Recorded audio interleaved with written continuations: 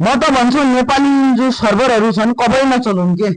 किन भन्छु भन्दाखेरि जब पनि म जस्तै सानोतिनो काम गर्नको लागि गया हुन्छु सरकारी कार्यालयतिर, कहिले पनि सर्भरको कारणले कामै हुँदैन के, टाइममा कामै हुँदैन कि कहिले पनि जहिले पनि म जान्छु कुनै काम परे पनि सानोतिनो ल आज म यो कर बुझाउनको लागि भनेर गएको थिएँ।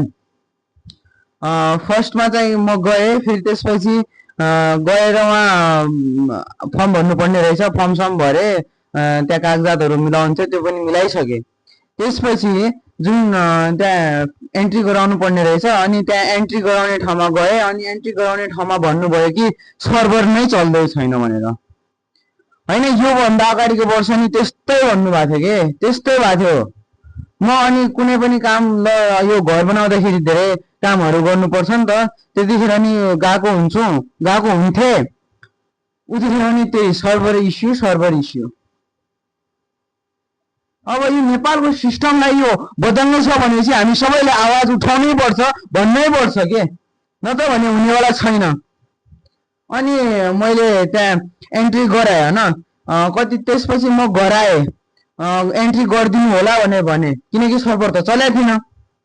फेरि म गराएँ, अनि किनभने अब मेरो बिहान क्लास हुने भयो, त्यसैले क्लास सकिएर म गएको थिएँ, अनि गराएँ, खानासाना भोक लाग्यो भयो नि त, त्यसैले खानासाना खाएँ।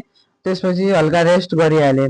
त्यसपछि उताबाट कल आएर रहेछ कि तपाईँको भइसकेको छ, एन्ट्री भइसकेको छ, अब यहाँ कर बुझाउन त्यहाँ पैसा तिर्नु पर्यो नि त, त्यो पैसा तिर्न आउनु भनेर भन्नुभयो।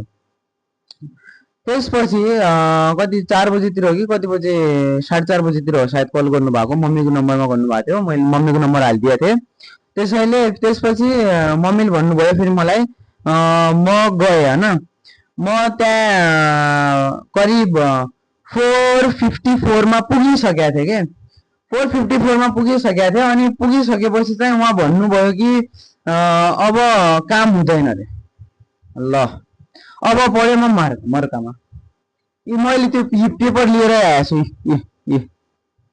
घरमै लिएर आएको छु, नभएर किन भएन भन्दाखेरि अब उहाँ जहाँ त्यो कर काट्ने रसिद काट्ने हुन्छ नि, उहाँ चाहिँ के भन्नुभयो, ब्याङ्कवालाहरूले नकाट्न भन्नुभयो अरे, त्यसैले काट्दै छैनौँ अरे हामीहरू। नै यो कस्तो कुरा भयो कि, फेरि मैले सोधेँ, मैले ब्याङ्कवालाहरूलाई, त्यहाँनिर ब्याङ्क हुन्छ नि त साइडमा, त्यहाँ ब्याङ्कवालाहरूलाई पनि सोधेँ कि सर यो कस्तो हो, यहाँ 2-4 जना मात्र छन्, गरिदिनु न, भनिदिनु भनेर भने होइन, हामीहरू त गरिरहेको छौँ त भनेर भन्छन् क्या फेरि ब्याङ्कवालाहरू।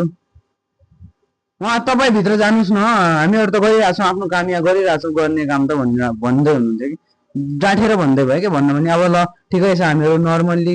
फेरि त्यसपछि अझै उहाँ त्यो रसिद काट्ने ठाउँमा गए, फेरि भन्छन् हामीलाई अर्डर आएको छ कि हामीले त्यहाँ नकाट्नु भनेर भनेको छ अरे। अब पल्लो ठाउँमा जाऊ भने, पल्लो ठाउँबाट ओल्लो ठाउँमा जाऊ भने, नै नेपालको सिस्टम कस्तो हो भने म बुझ्नै सक्दैन भने के, बुझ्नै सक्दैन। यता ठाउँबाट अर्को ठाउँमा जाऊ, अर्को ठाउँबाट अर्को ठाउँमा जाऊ, यिनीहरूलाई काम गर्न झ्याउ भा हो।